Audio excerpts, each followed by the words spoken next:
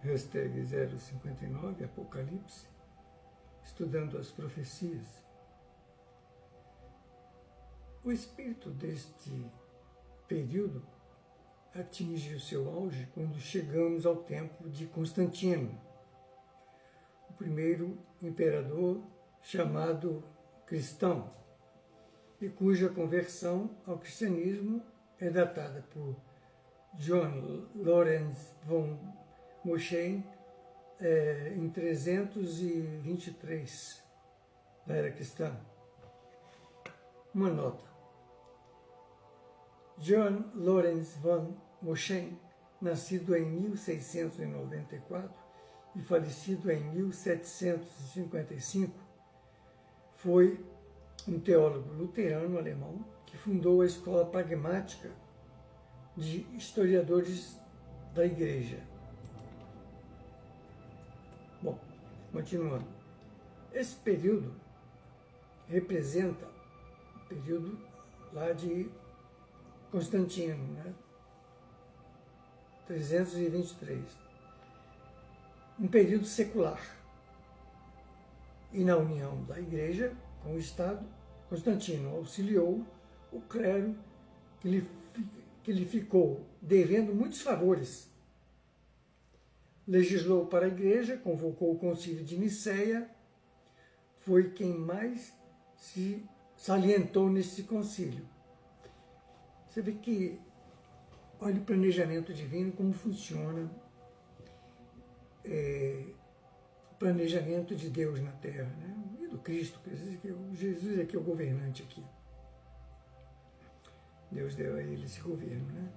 Bom, você vê que mesmo as coisas sendo tortas, esse poder, né, secular, junto com a Igreja, ele serviu para dar algum avanço, aliás, um bom avanço no cristianismo no mundo, né? Porque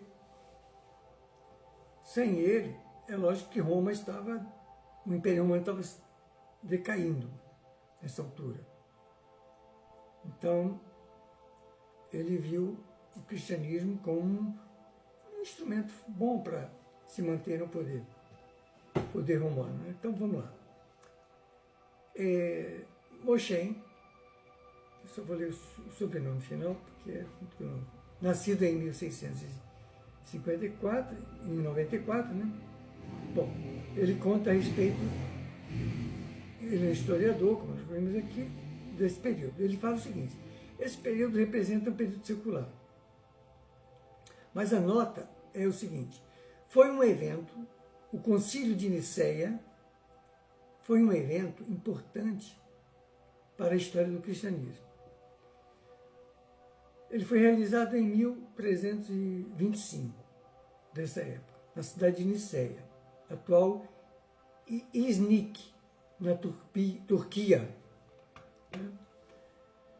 Esse concílio reuniu bispos de diversas regiões do Império Romano, com o objetivo de definir uma doutrina que fosse conveniente aos interesses do Império Romano, claro, que estava em franca decadência.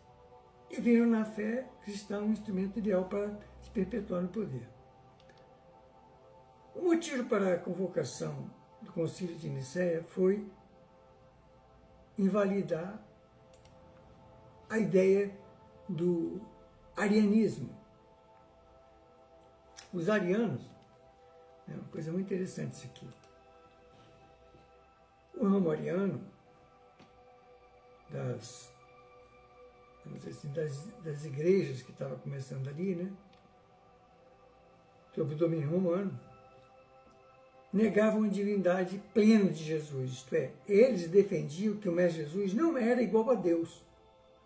E por tudo que nós já estudamos, a gente vê que eles estavam certos.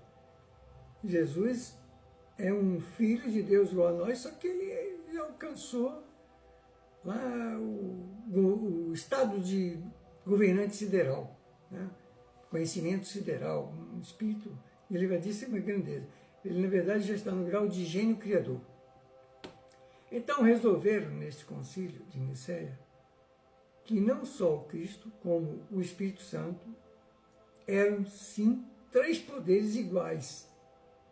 E daí surgiram com a ideia da trina, divindade trina, ou trindade divina, que não tem respaldo nenhum se formos consultar os originais gregos, né, mais antigos do Evangelho.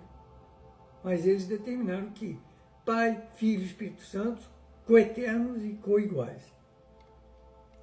Mais um absurdo aí, pregado por eles. Assim produziram um documento, um concílio, o tal Credo Niceno, se tornou um dos principais símbolos pregados pela fé da Igreja Romana. Constantino, não o Evangelho, mas ele teve a glória de derrubar os templos pagãos. Teve essa glória o Estado em vez da Igreja. Então, de certa forma, foi usado também por aí, né? Ele se deixou usar. Constantino foi louvado por ter feito decretos contra alguns erros, mas foi muito além. Ele introduziu muitos outros erros e se opôs a alguns importantes fatos verdadeiros. E se levantaram controvérsias. E quando subiu ao trono o novo imperador, houve uma corrida do clero para arrastá-lo para o lado das suas opiniões particulares. Então, Moshe diz deste período, havia guerra contínua, havia contínua perturbação no Império, com relação a esses fatos, né, principalmente. Semelhante estado de coisas corresponde bem às palavras do profeta quando declara, profeta aí, no caso, João Evangelista, no Apocalipse. E ao que estava sentado sobre o cavalo vermelho, foi-lhe dado que tirasse a paz do mundo, e que se matassem uns aos outros, foi-lhe dado uma grande espada.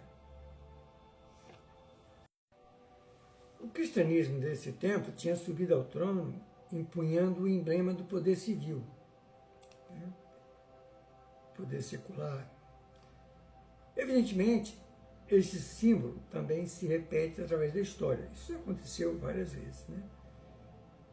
Está se repetindo até hoje, porque a igreja deve estar separada do Estado. Mas, quando foi que esteve a partir desta época? Nunca. Está sempre aí, a gente está vendo aí como estão as coisas. Os governos são governados pelas igrejas. Tanto as de uma linha de pensamento, quanto a de outra. Só um desinformado não consegue enxergar que também o inverso acontece. O Estado também governa a igreja. Infelizmente, esta é a verdade. E isso é condenado na lei divina. Daí esse símbolo vermelho. Voltaremos a ele mais adiante. Mas vamos agora ao capítulo 6, versículo 5 e 6. Apocalipse. E havendo aberto o terceiro selo, ouvi dizer ao terceiro animal, vem ver. E olhei, e eis um cavalo preto. E o que estava sentado tinha uma balança na mão. E ouvi uma voz no meio dos quatro animais que dizia, uma medida de trigo por um dinheiro, 3 medidas de cevado por um dinheiro, e não danifiques o azeite e o vinho. Prestem bem atenção, nós vamos estudar tudo isso aqui, todas essas palavras, vamos entender o que significa isso. Vamos ao próxima postagem.